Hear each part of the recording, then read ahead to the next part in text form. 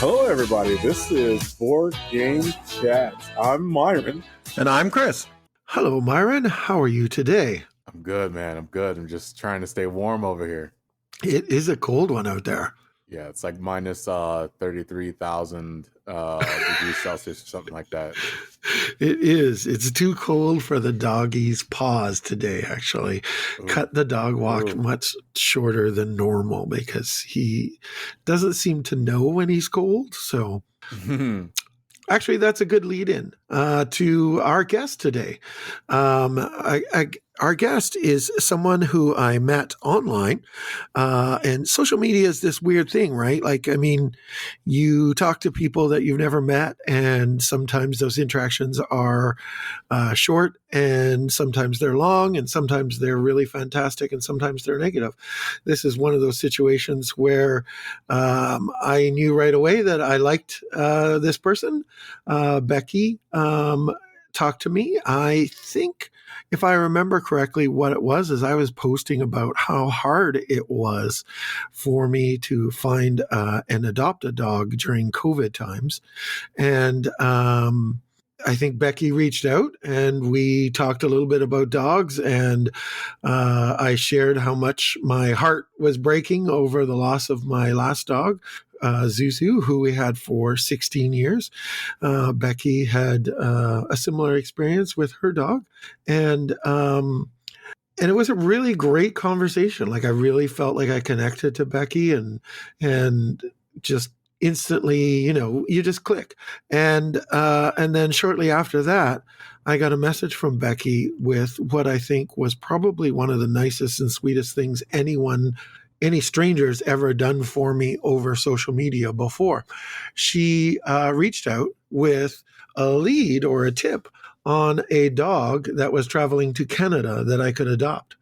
And I said to her, helping someone find a dog and adding a dog to their life is probably the most generous, wonderful gift that you can give them. In this case, it didn't work out because it was on the other coast, but I still really appreciated the effort. And we ended up finding a dog to adopt in the end. So it all worked out.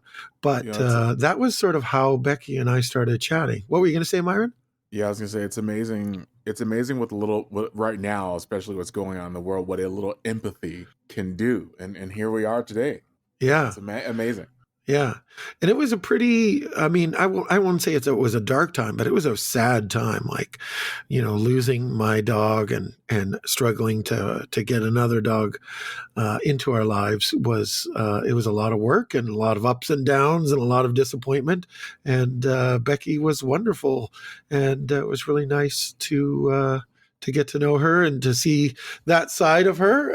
So why don't we bring her on? Welcome, Becky Young.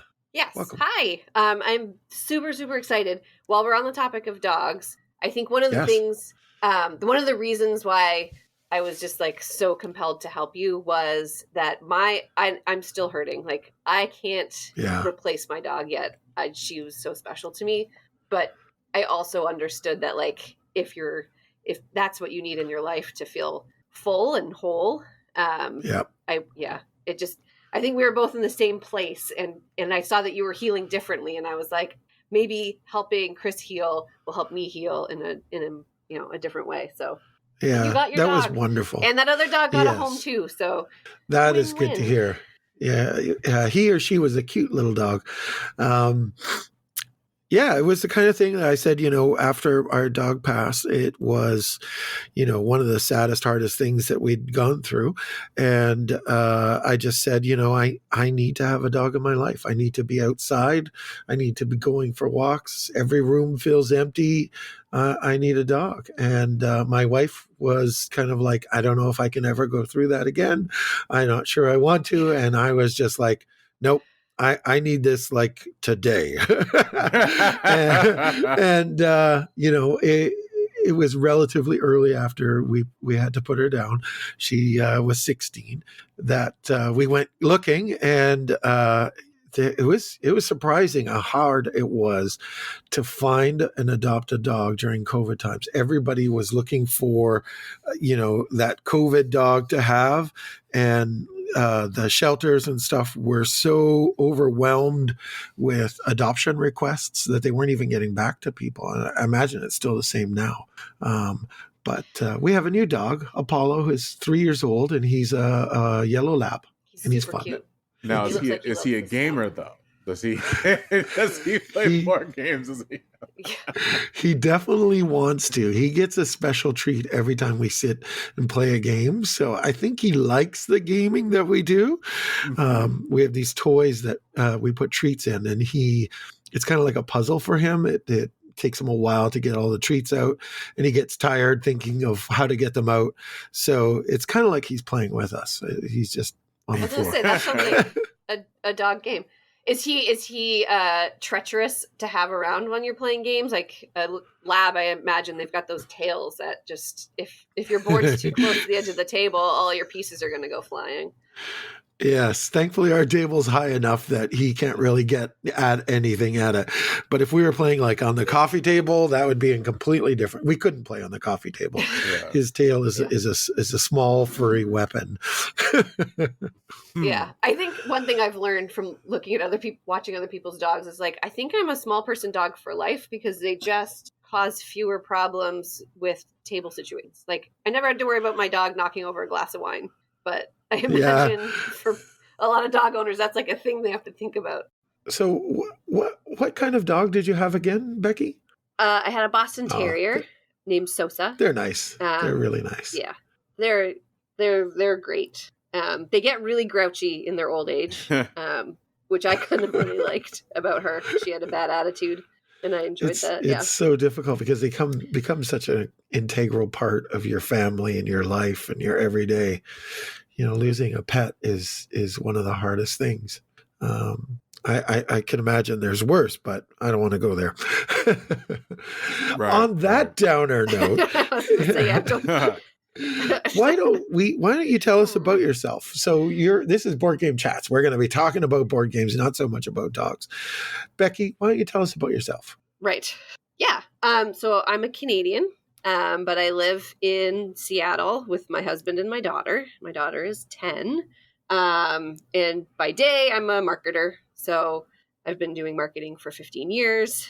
So that's what I spend most of my time doing. And then I recently hung up my Amazon badge, though, and I've moved on to an ed tech startup, which is a completely different world. It's exciting and new, but it's also...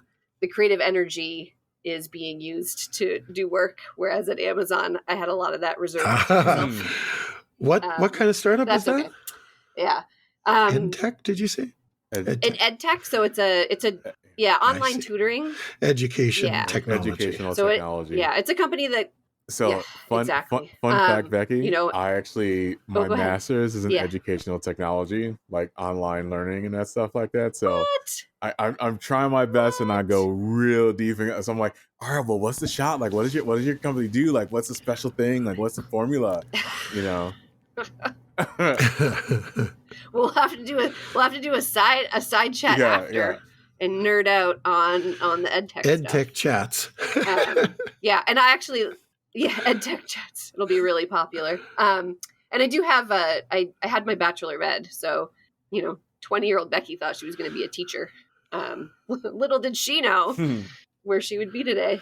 Yeah. And then I guess the reason why we're talking is because my side hustle du jour, because I've had a lot of them over the years, is I design and publish a board game called Rainbow Rabbits, or it's changing its name to Rainbow Bunny Bop. We can talk about that. We've both played Rainbow Rabbits and love it quite a bit. Let's get the name change out of the way. So it used to be called Rainbow Rabbits. That's what I know it as, and I may call it that again during the show by accident. But the new name is, what is it? Rainbow Bunny Bop. Rainbow Bunny Bop. Rainbow Bunny Bop. Yep. And I even filmed a TikTok today where I still call it Rainbow Rabbits. So I have to get used to it. Well, it's on my game shelf as Rainbow Rabbits. So I'm like, okay, all right. Like Rainbow Bunny Bop.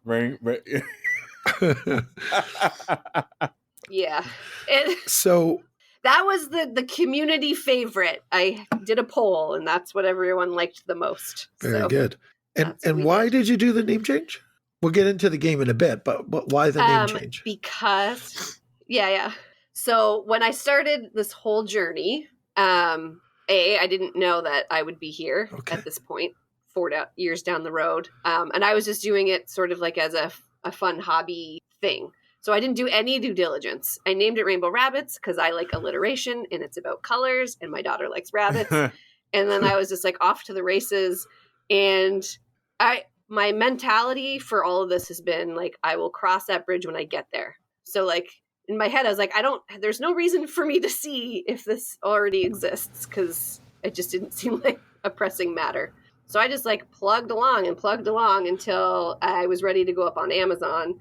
And Amazon requires a trademark to have a brand registered. So then I was like, I have to register my trademark. And that's when I found out that it's already taken.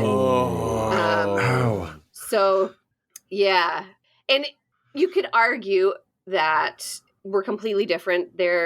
Rainbow Rabbits is a plushie and a book. Mine's a card game. Like they're very different. They look very distinctly They're not likely to get confused. But the trademark office customers won't be confused. But the trademark office says because Pokemon has both plushies and cards, therefore customers will be confused.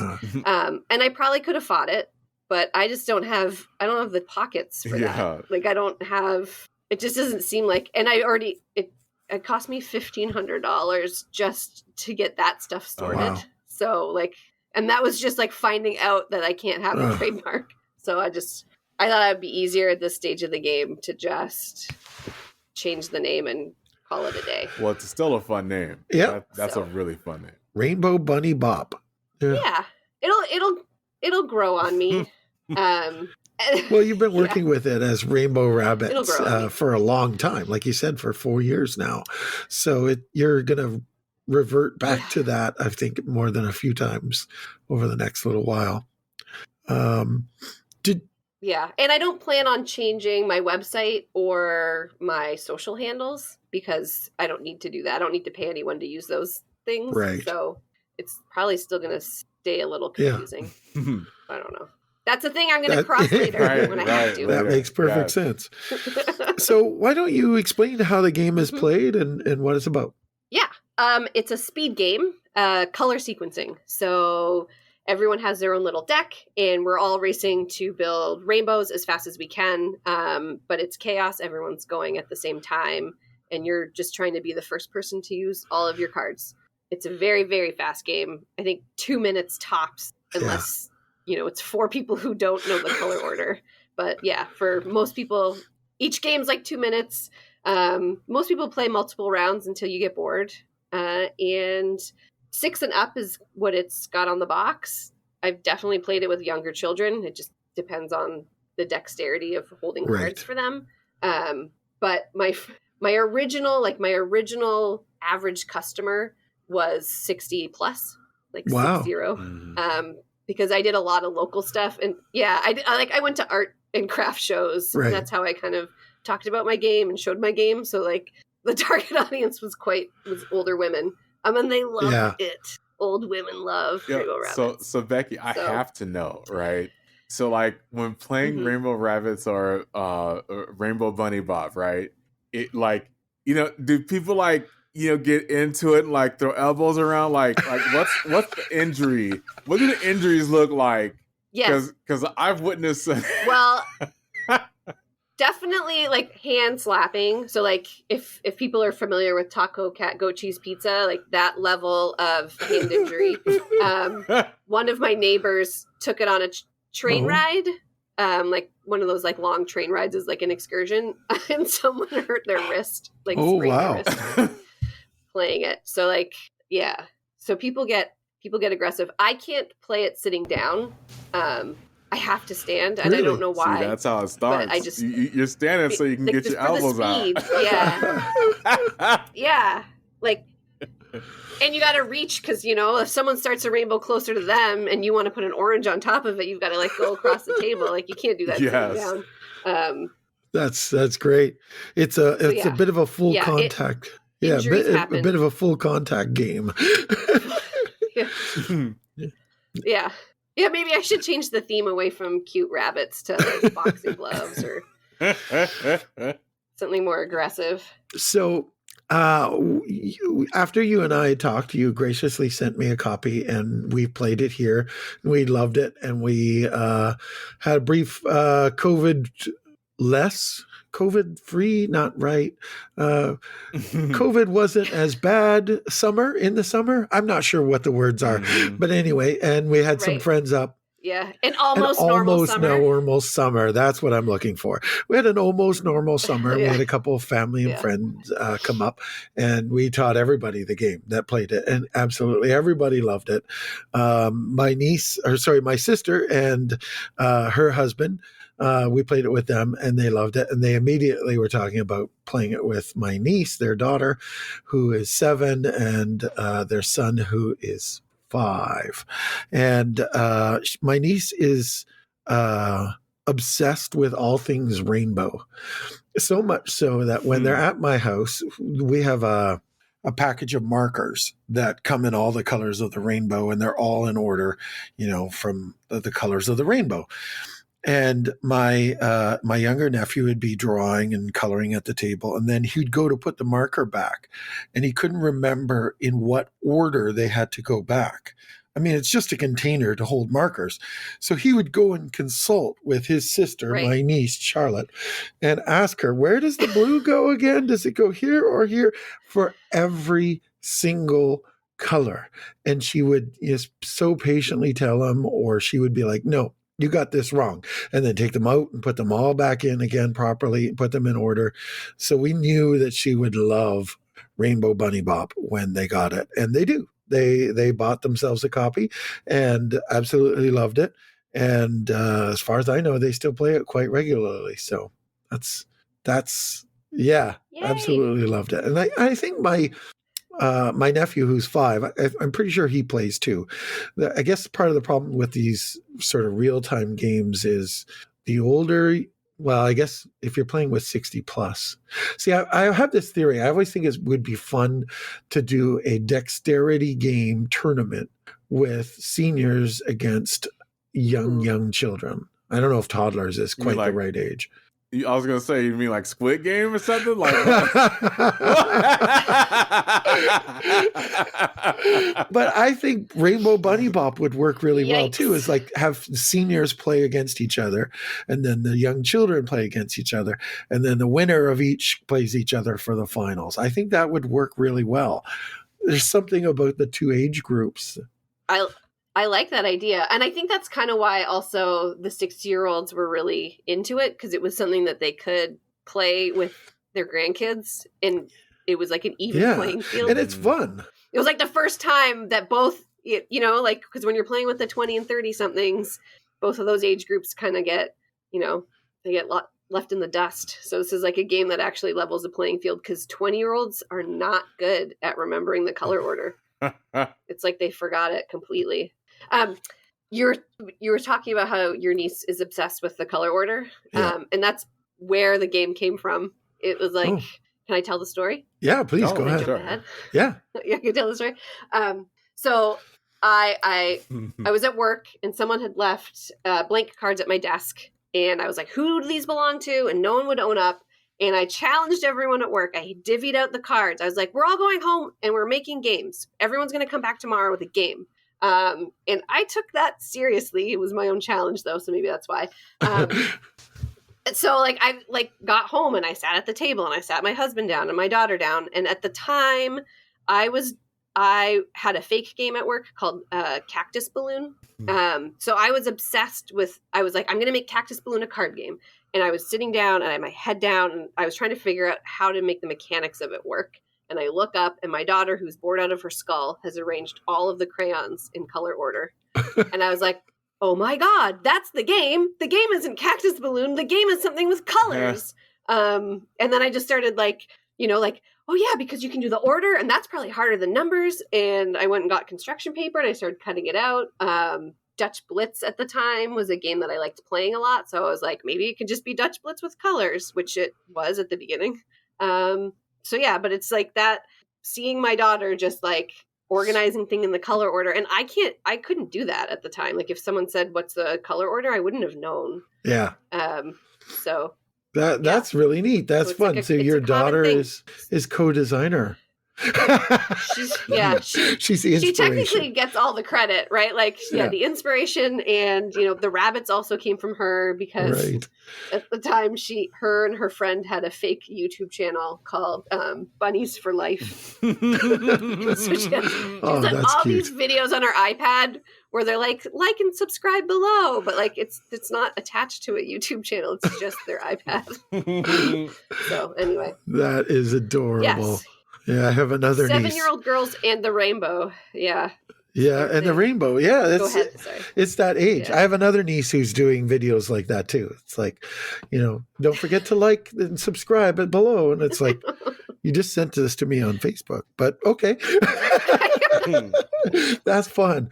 That's the new dream job of the generation is, the social media, video, YouTube star. Right. And actually I have never said like or subscribe on my TikTok. I'm going to try that and see how it works. See what it does. I've never done the call to action. Maybe I need to start that. Yeah, that's true. Sorry. I was pausing because I realized we kind of answered my next question. So you had mentioned that you do marketing. Have done marketing for a long time. Social media, promotions, that kind of thing? It started in social media. I actually, my first like real career job was at BlackBerry, and I had convinced them to hire me to do Facebook and Twitter because it was before companies were doing this. So I was like, I know how to do Facebook and Twitter. And they hired me on as an intern. That they paid me very little money, like McDonald's, minimum wage money for the first like 3 months, and then eventually they're like, "Oh, this is like a viable marketing channel for us." Like, yeah. So yeah, it started off in social media. Like back, like a MySpace page. Like, wow, how to do that. And so it's definitely grown. Today I can say I've done most digital channels. I don't think there's one that I haven't worked on, except for the newer ones. Like I've never done marketing on Discord or Clubhouse, I think is the thing people are talking about now. But Twitter has a few things, Twitch, that kind of stuff, I'm assuming. I've done marketing on Twitch. Yep. Yeah. Cool. Yeah. I'm a very curious person and I want to know how things work, which is probably why I self-publish instead of go through a publisher. But I'm always the one at work to be like, I'll figure out how to do that. I'll do that. And so I like that sort of space of like, I don't know anything about this and I'm going to have to figure it out. I get a huge kick out of that. One of the things that's really interesting to me, and it's a question I've been talking with Chris about, and I actually talked on Twitter about, is this idea of publishing. So I have no idea, and most of the feedback is really good in saying starting an entire production chain is very not feasible, like in North America or frankly anywhere else. But like the game production part, like what does that look like going into it and being like, all right, well, I'm going to self-publish. And so like, how does that work? If you don't mind talking about that.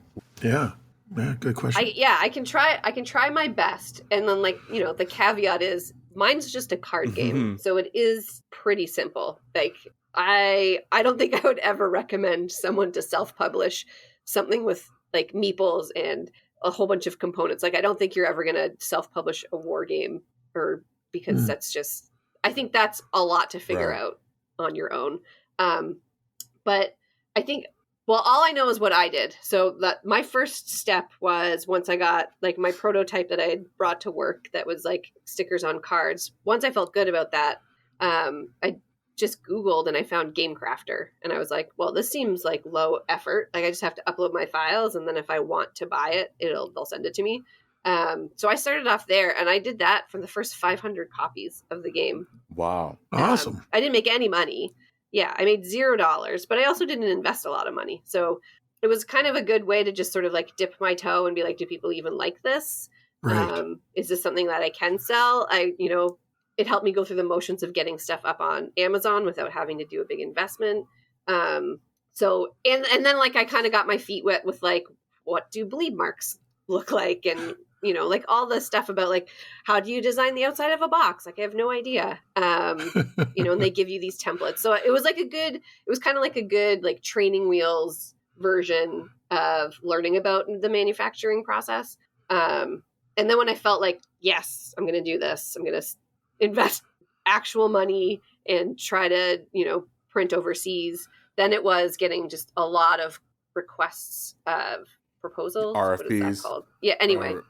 RFPs, yeah. So there's lots of websites that publish all the different ones that you can print in with China. And I just wrote to all of them, and then I put them in an Excel grid, and I kind of compared, what they were offering. Cause they all had something slightly different. Like one would be like, we're not going to charge you a setup fee, but then it was more per card, or we'll charge you they all had their own different things. It got there too early. Yeah. Fee immediately. Like Yeah. So I went with What's Games. And they've been really super great, and they're doing my second print run. And really the only hiccup we had with the whole process of working with them was that they put it on the boat during the time. Then they didn't know this. Nobody knew this, but it was in the Suez Canal debacle. We found someone right? Like that was actually on. No. Yeah. Oh. Is that exciting? Those games you have, those cards in your possession were on that boat. Yes, I'm going to frame them. That's a part of history. That is a part of history. Yeah. Wow. Well, the worst was that like I had timed it because I was like, Easter's going to be my thing. Like go big on Easter. It's rabbits. It's going to be great. And it didn't come. Like, and it was stuck in the ocean for freaking ever. And then it got stuck in customs. And part of that was just, and I've heard that this is still going on. So I can't fault What's Games. It's just the way things are now with COVID and they're still dealing with the backlog of, they just don't have enough people to process stuff that's coming in. So I might try an airship my next batch, which I've heard is expensive, but we'll see. Now hold on a second. Yeah. I think you dropped a pretty big bomb of news there. Like you've done a second printing. Like yes. My goal was to sell 1,000 in 2021. But that was assuming I was getting it in February of 2021. Right. And not delayed so I was through assuming almost Yeah. And so, yeah. But I finally started selling in October, and I'm down to my last 150. Wow. So, wow. Congratulations. That's fantastic. So, thank you. I'm pretty proud of it. Like, I try not to count other people's money. So I do see like people in the Facebook forums saying like, oh yeah, my next shipment of 50,000 copies just came in, and I'm making $20,000 a month or whatever. I try not to compare myself to them because this is my own journey, and it's good for me. It's working for me. So. And after all of that delay and the headaches and the stress with delays and then customs and all that, you got them very late in the year to have that few left. That's a fantastic accomplishment. Yeah, I was actually, the biggest surprise was TikTok, just as a driver for sales. And Amazon did a lot better than I expected. And I just started reaching out to stores and saying, do you want to carry my game? And I expected everyone to say no, right? And I think I had one no. Wow. My local game store or my local toy store, they bought 100 copies over Christmas. Nice. That's fantastic. I was just like, I had no idea it was like, obviously it's going to get harder because I'm trying to sell to people who know me, who are in the neighborhood or whatever, Sure. or, we've made a connection.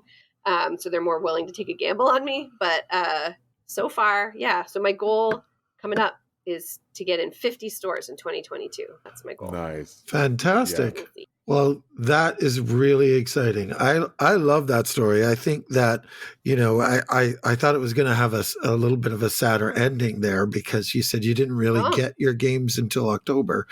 I thought, okay. But so this is the second or your third print run now? I don't consider, the first print run was to test it, right? Yeah. Well, the stuff with Game Crafter was like little trickles. So the one right now that I'm almost out of, that's my first print run. That's the one where I like upfront cash. Right. I was like, here's a ton of money. I hope that I make it back. And so, I just took all the money that I made and then gave it back to them. Yeah. But that is fantastic. So, you had some delays that way. Was there some pleasant surprises that you found through this process of self-publishing? Yes. I've definitely met probably the most supportive, caring, generous with their knowledge people. I'm so unexpected. So the woman Leslie Pearson who does Taco versus Burrito, I don't know if you're familiar with that game. Yep.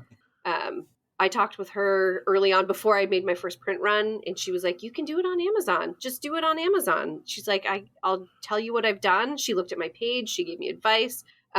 So talking to her was really great because she was doing things different than anyone else. Because, everyone does Kickstarter, then you go and try and get a publisher, and then you go do this, and then you go to that. So talking to her was kind of refreshing because she was doing something different. So it made me feel like, you can try new things and it's probably okay. Cool. And then there's a fellow I met, I'm blanking on his name, but his game is You Wish. And he contacted me from TikTok and was like, hey, do you know how to do wholesale? Because I can show you how to do that on your website. And so the only reason why I'm in stores is because he reached out to me and was like, if you just do this, this, and this on your website, you can have wholesale. Ta-da! And so I did that. And then I started reaching out to people. And so that was amazing. I talked to Dave early on from Dolphin Hat Games, and he was really kind and generous with his time. The biggest thing I learned from him, though, was that I don't want to work with a publisher. And this isn't slagging off on him at all. But He was like, if we took this on, we would probably change the colors. We would change the characters. We would change this. We would change that. And I was like, oh no, I don't want to give this to someone else. This is my baby. This is your baby. Yeah. You're going to change the rabbits. Those are those are my children. They have names. You can't change them. So I think, and just, comments here and there. Today I was rewatching a TikTok that someone had made for me, basically about color blindness and the tools he uses to make sure that his games are colorblind friendly. So I was rewatching his TikTok and going to the websites he had recommended. And so, people are just so kind and generous, and it's so refreshing. Oh, well, that's lovely. And now I'm trying to give back too. Yeah. That is lovely to hear. You had mentioned, and I think the other surprise, can I say one more? Yeah, please do. Is that I've stuck with it because I am the type of person who has a million ideas and I see nothing through. The number of scarves that are unfinished, that are not finished, half done crafts. There are so many things in my life that I've started and never finished. So I don't know what is different about this, that I've made it this far and stuck with it this long.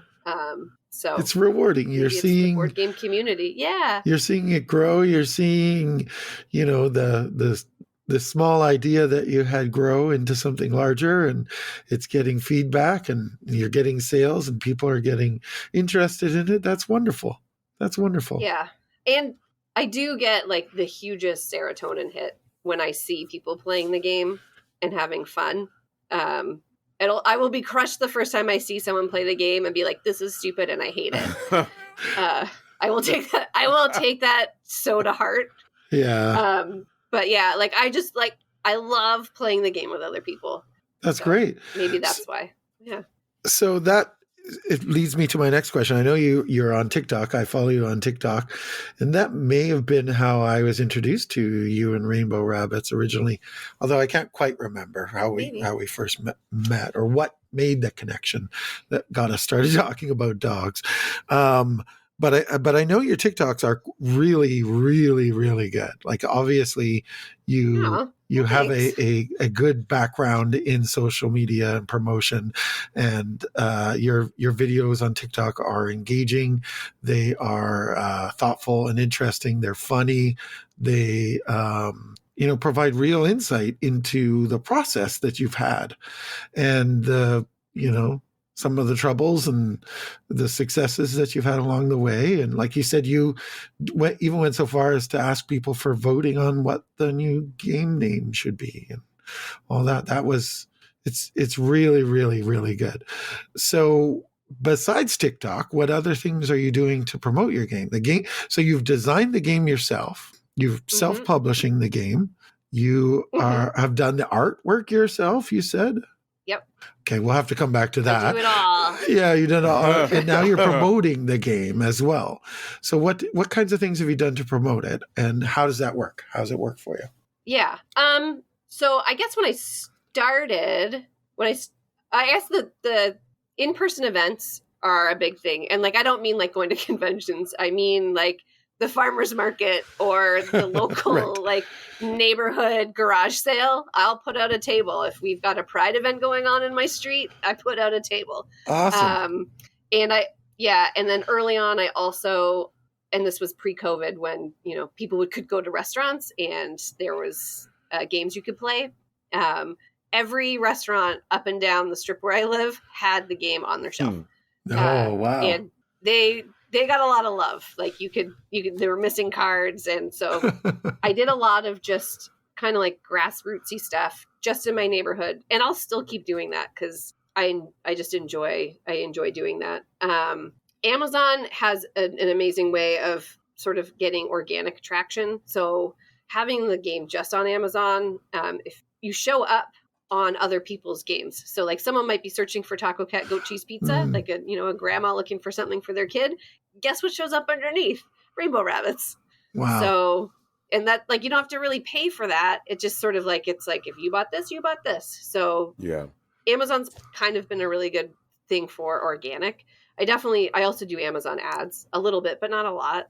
I don't do Facebook ads as a marketer. I know I can't afford that personally. Like I know what those budgets need to be, and I don't have that money. And then I have my website, which I actually don't get a lot of. I don't do a lot of sales there, but I think anything from TikTok usually comes to the website rather than Amazon. And I think that's just because people want to make sure that more money goes in my pocket, which I appreciate. That means I can do more things. But yeah, I guess, and I did do a lot of stuff on Instagram early on as well, like giving out review copy, people whose channels kind of maybe were more about kids games. And so that's great. That's a lot. That's a lot.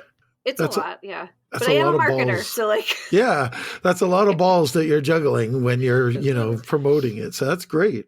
Yeah. But TikTok is basically replaced everything in terms of like where I spend my creative energy. I hardly ever do anything on Instagram anymore because TikTok is it's such an interesting channel. And I love that people share their personal stories and it's not polished and it's not perfect. And it's heartfelt. Like I love that. So that's great. Yeah. Well, that was one of the questions is why TikTok? Why do you like it? Why do you use it? And that seems like the answer is it's effective and it's personal, right? Yeah. Yeah. When I started on TikTok, my initial idea though was I wanted to be kind of like Mr. Rogers. So I have GIFs of all of my rabbits doing different things. And I would film videos of me interacting with the rabbits.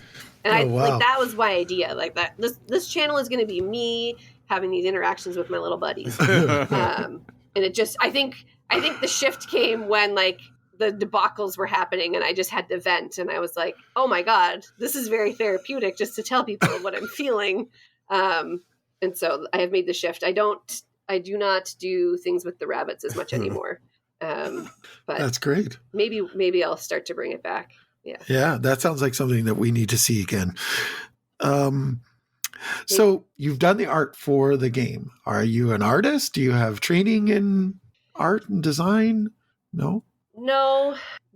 I'm a crafty person, and being in marketing and being a curious person, I've learned how to use the basics of Photoshop, because I like things to be fast and I don't want to wait on things. So I've definitely had designers make me templates that I can use so I can never bug them, and manipulate the templates on my own so I can do my own marketing without ever having to bug a designer to change a title or whatever. So I kind of learned slowly just in my career on how to use Photoshop. And then when the first game was really ugly.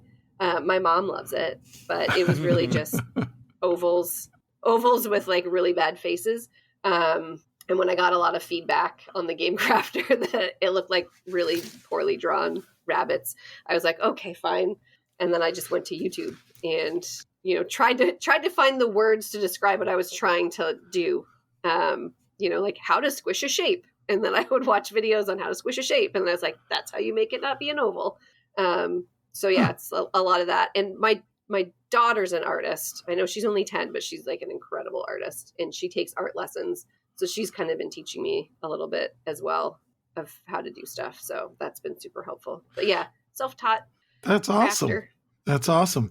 You literally are, wearing a whole bunch of different hats on this project and learning a lot, tackling a whole bunch of different skills and that kind of thing. Yeah. I think I wear all of the hats. Yeah. Even the ones I don't like.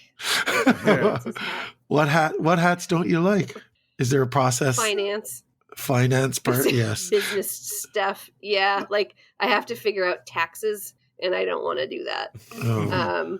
But I will have to. And then I have to figure out how to get the game into Canada without totally eating my shirt on import fees. So I got to figure that out. But my last shipment to Canada, I had put you have to say how much the product costs or whatever, so they can evaluate how much to charge you in GST.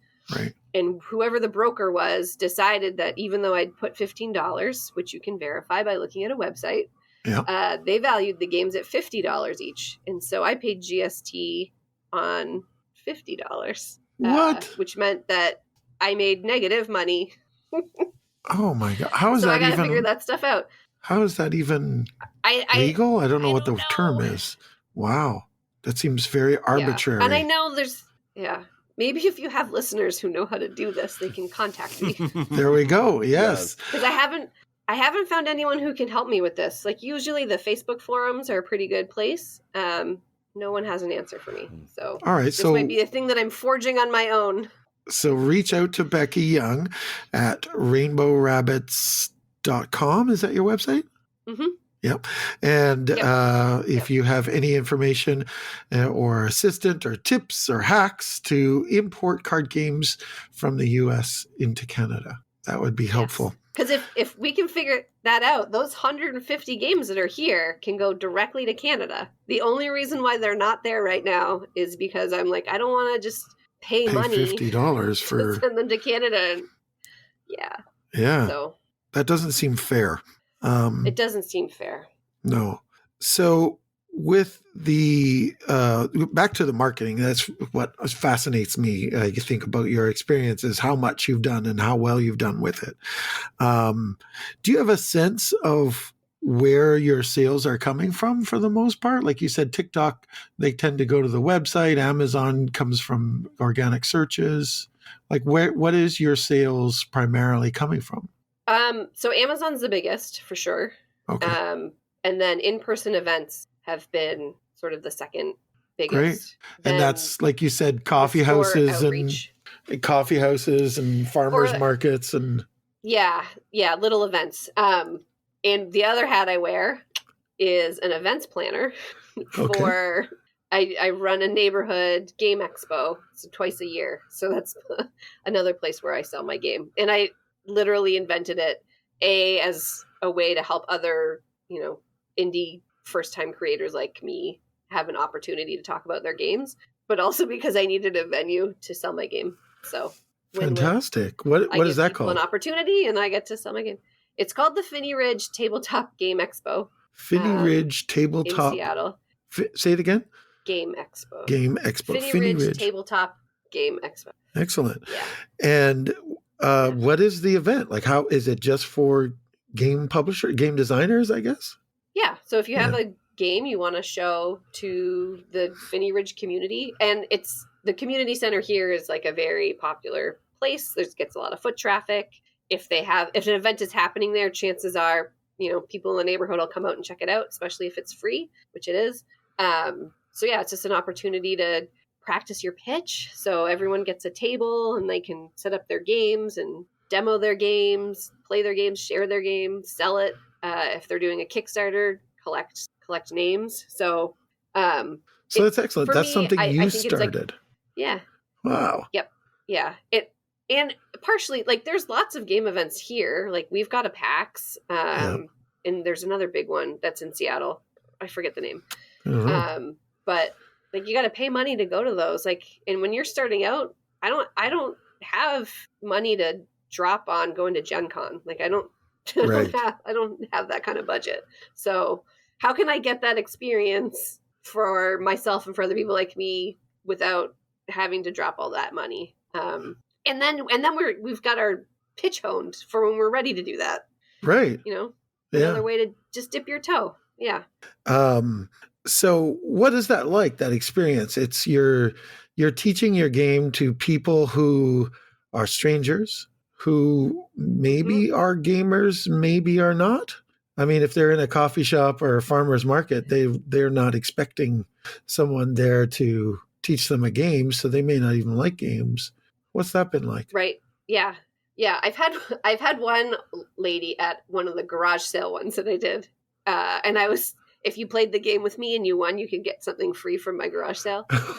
And so she played because she wanted something free, and then she lost, and then she was mad. That's been my worst experience. No. But yeah, like, I actually think that approaching people who aren't expecting to be approached to play a game has been easier than the times when it's been game oriented. So I've done some stuff with Seattle Indies, who primarily do video games, but sometimes they'll let board games in. Okay. And getting someone to want to play your game when there's a whole bunch of other games to choose from is a lot harder sometimes than if there's no other games around and you're the only show. So you're like, it's 2 minutes of your life. But yeah, my opening line is, do you want to play a game with me? Which is so silly.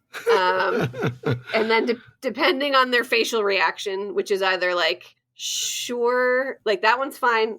They'll come in. I know they'll come in. The ones that are like, I usually say like, it's only 2 minutes. And then usually people are like, I can give this lady 2 minutes. And then usually they'll want to play a second round because the first round they were just learning and they need to beat me. Yeah. If it's a group of boys, I always say, I was going to ask you if you want to play my game, but I'm going to beat you anyway, so it won't be fun for you. That works every time. Every time they're roll up their sleeves and get in there with their game face on, right? Yeah. And if it's a kid with a parent, I always say to the kid, I'm like, I can tell you're going to be good at this, and your mom's not going to. So like, let's be good. Let's tone it down for your mom. Kids love that. They're like, what? I'm going to be good at this? And they usually are. They very rarely disappoint in how fast they are at doing the rainbow. That's awesome. That's fun.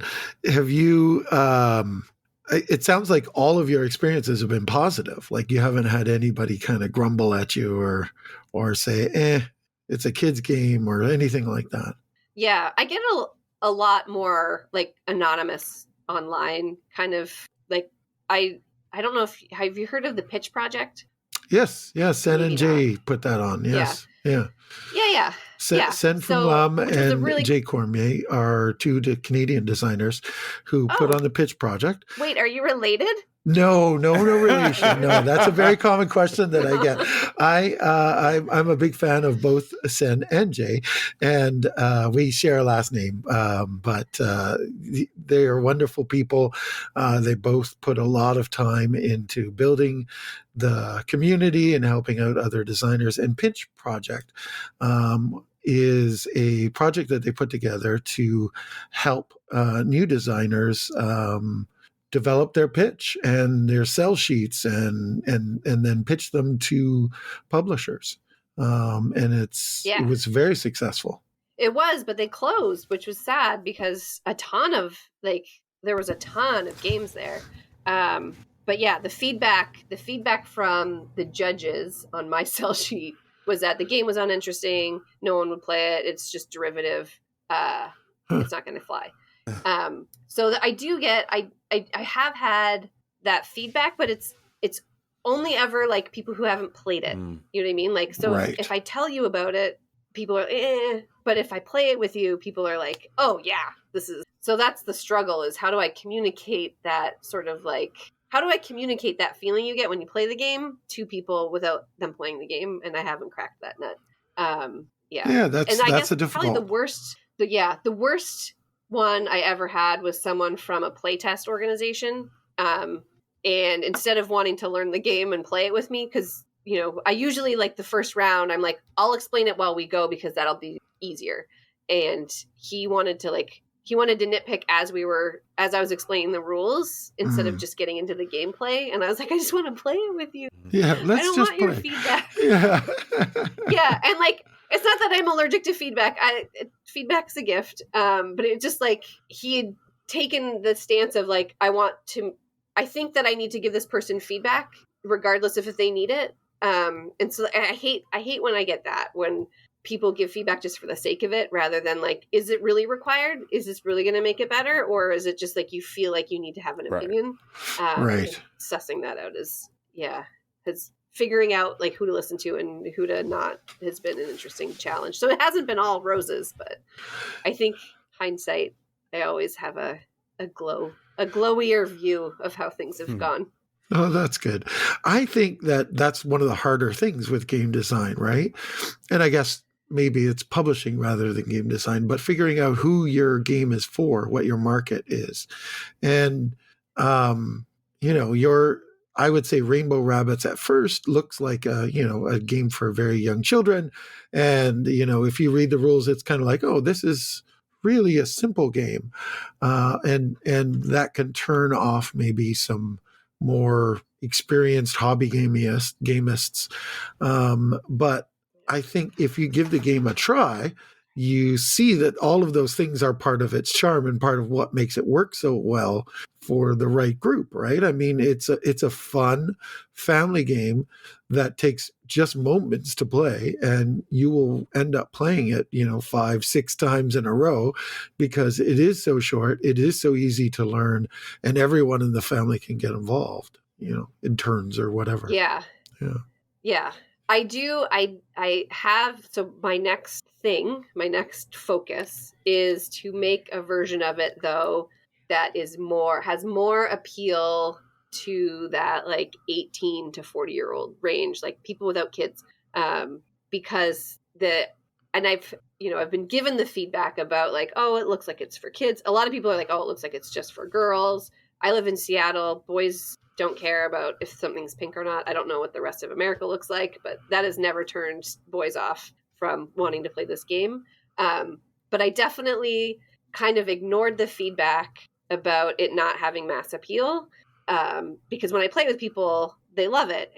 But now I'm realizing I've started reflecting more, and like the face I get from adults without children is always like, and so like that says like I've gotten that face enough time, like, but then followed up by like they are gung-ho about it. So just for our listeners, can you describe that face? What's that face saying? Oh, right, yeah. I forgot. We're on video. Yeah. It's like a scrunched nose. it's kind of like a kind of disgust or sort of like, why would I want to do that? Okay, go on, continue, please.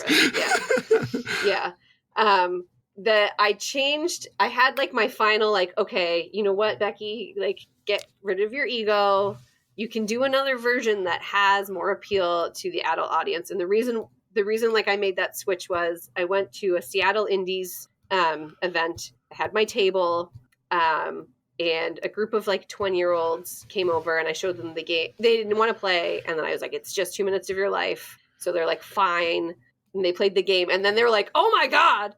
And then they were like calling people from other rooms, like, James, Jessica, come here. And it got to the point where I was opening packs that I was intending to sell because they were calling more people over to play, and I didn't want people to not be able to play. So I was like opening packs, and cards were flying, and like they'd taken over like they'd moved other games, and they were screaming and yelling and having a great time. And I was like, okay, like I don't want people like that to miss out on this game because they see the rabbit and the pink and they're like, for kids. Right. So I'm working on a reskin for that group of people.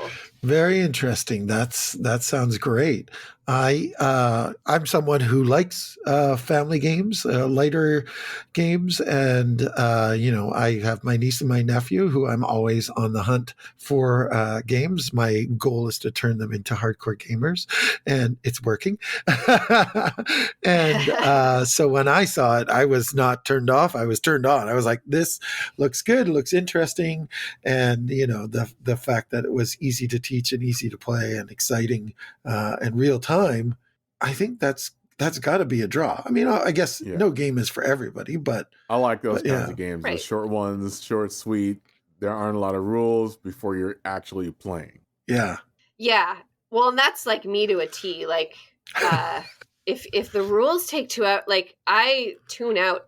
Like I can't deal with games that have too many rules, and even like Cascadia is a new family favorite, but okay. I don't like playing Cascadia with new people because I have to listen to my husband explain the rules to them, and I'm like, it would be faster to just play the game. But like I like Cascadia, but it's like that dread of like teaching someone else how to play this is going to take forever. Or like Wingspan, we have Wingspan. I haven't played it yet. We got everything out, and I was like excited because there was like the guided thing. I was like, this will be great because like we can play and learn at the same time. And it was too confusing, and my neighbor has to teach it to me. So, well, that is I don't like a lot of rules. That is the way to do it, is to have someone teach you. If you're not into learning games with more rules, that's definitely the way to go. And there's always YouTube videos. You sound like you're very familiar with using YouTube to learn things. So you could always look up somebody like Rodney Smith, watch it played, another Canadian who does an excellent job of teaching games. Yeah, Wingspan is good. I want you to play it soon and come back and tell us what you thought of it. It's so bad. I think you will love it. I know. It's a really fun. It might seem like there's a lot to learn in it, but it's really a simple game once you sort of catch, the way things work. It's quite good. Yeah. Myron, you like the game as well. And I can't wait. Do you? Yeah. My goal was, because my dad loves birds, my goal was to learn it before Christmas and play it with him when I came home, but COVID got in the way. So boy, how many times? I have plenty of time to learn it more now. Yes, there you go. How many times have we all said that? COVID got in the way. COVID canceled those plans. That's terrible. Yeah. So what are the goals for Rainbow Bunny Hop sorry, I got it wrong. There it is. I did it wrong. What are the goals for Rainbow Bunny Bop in the future? You've got an adult version coming. What else is going on? And then I think just getting it into the 50 stores. That's probably all I can muster as like a side hustle. Is designing a new game and getting the current, like doing the cold calling, because I think that actually takes a lot of time. Right. And then like figuring out all the annoying things like taxes and the importing. But I think I'm going to dust off Cactus Balloon as an idea and see if I can make that into a game. Excellent. It's kind of just stuck with me all these years. And I think it's I don't know why. I just think it's a funny thing. And I would really like to draw some cactuses and balloons. So maybe that's just my motivation is like purely like arts and crafts. Like, wouldn't it be fun to draw some cactuses? And then so is it sorry, is that a cactus that's inflated? It could be anything. Oh, okay. Like, all I know, I have no idea. I just know the original pretend game was an endless runner where you were a balloon, and there was cactuses and you had to like not get popped. Great. But that was a mobile game, and it never happened, and it probably never will, unless someone wants to make it. And I would fully endorse you doing that, as long as you say like inspired by Becky. But yeah, like maybe it's a balloon, it's cactus shaped. I don't know yet. Great. It could be anything. If anyone wants to brainstorm with me, I'm all for it. And then the other thing, and see, this is me, like it's January. I've put way too many things on my plate already.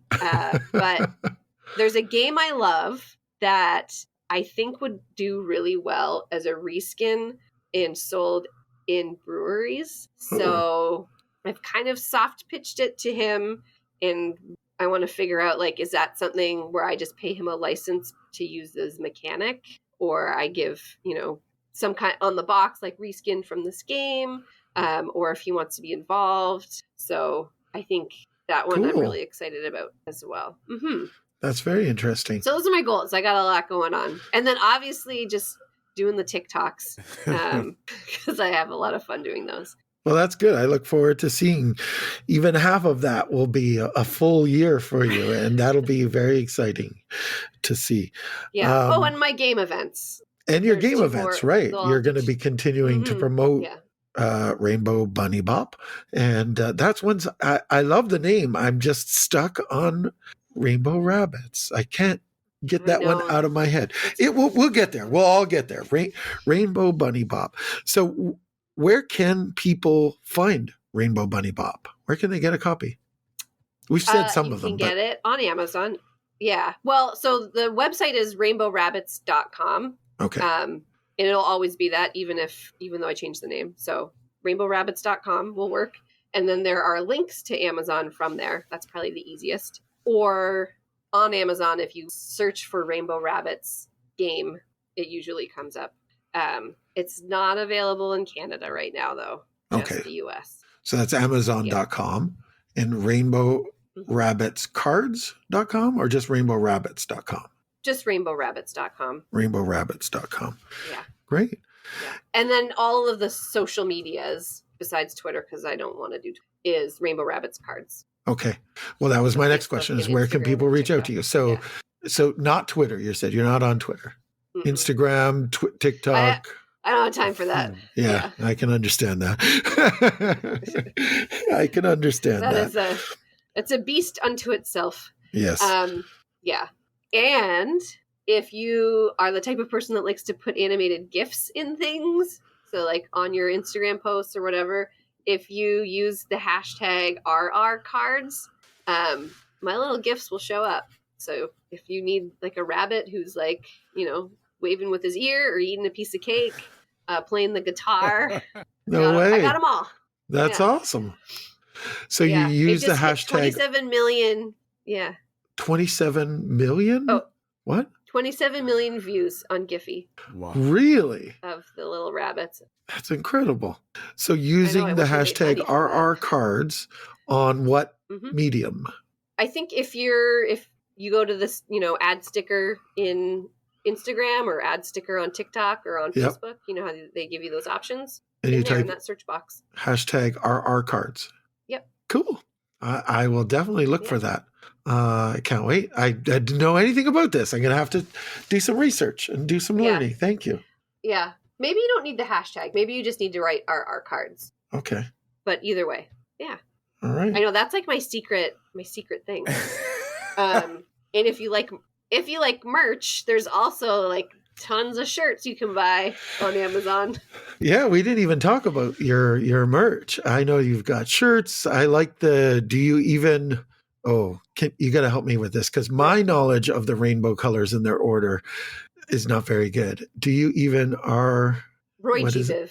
ROYGIBV. Okay. ROYGIBV. Yeah. ROYGIBV. Yes. Right. ROYGIBV. Which is the first letter of all the letters and the colors in the rainbow, in the order that they appear in the game and in the rainbow. And I love that. I think, it's like a play on that. Do you even lift, bro? Like, yeah. Yeah. It's funny. I don't know if you guys are familiar with 9 to 6 games on Instagram. No, I don't. I'm not sure. One of the creators on that channel, they do game reviews. He has that shirt and he's cut the arms off, so it's like a muscle shirt. So that's hilarious. It's even better. Yeah. That's awesome. I just remembered too. You can get the game in Canada from GameCrafter. Oh, okay, great. The game's still up on GameCrafter. Yeah, and the 2 expansions are there too. So if you ever wanted to play an 8-person game, you can get all those on GameCrafter.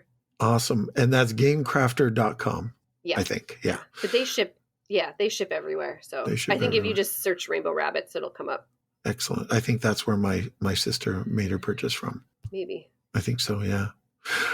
Well, Becky, thank you so much for coming. Yes. This was wonderful and very insightful, listening to your journey into game design and all of the hiccups along the way and all the fun and rewarding experiences that you've had. It sounds like it's been fun. Yeah. No, thank you for having me. I'm so excited. Thank you. I'm really pleased. Can I leave with one thing? Because I promised my brother I would. Because we didn't talk about games that I play. Absolutely, yes. And the game I play the most is Ticket to Ride, and we play the online version so that I can play with my family back home. Good. And my mom, who is like a very crazy character, if you get in her way, if you block her thing, she yells fart block. She'll type it in caps. My mom's British, so like I know, like I could hear her voice in my head was like, so it is just, yeah. So I promised I would get fart block into this, because if that could become a thing people say when someone blocks their path, I think that would be a great legacy. That's awesome. Hashtag fart blocked, people. We need to get that trending on social media right now. Hashtag fart blocked. Oh, well, that's great. What a funny way to end. I love it. Hopefully no one was fart blocked during listening to this episode. Thank you very much. And I don't know what it means. Yeah, you don't know what it means either. Yeah.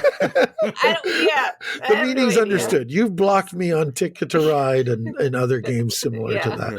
That makes sense. Yeah. All right. Thank you very much for coming. We really appreciate it, Becky. This has been a lot of fun. Thanks, Becky. Thank you.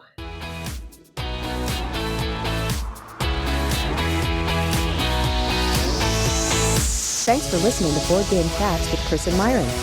Be sure to subscribe to the podcast, check out their website at boardgamechats.com, or drop them an email at boardgamechats@gmail.com. You can also find Board Game Chats on Facebook, Instagram, and Twitter.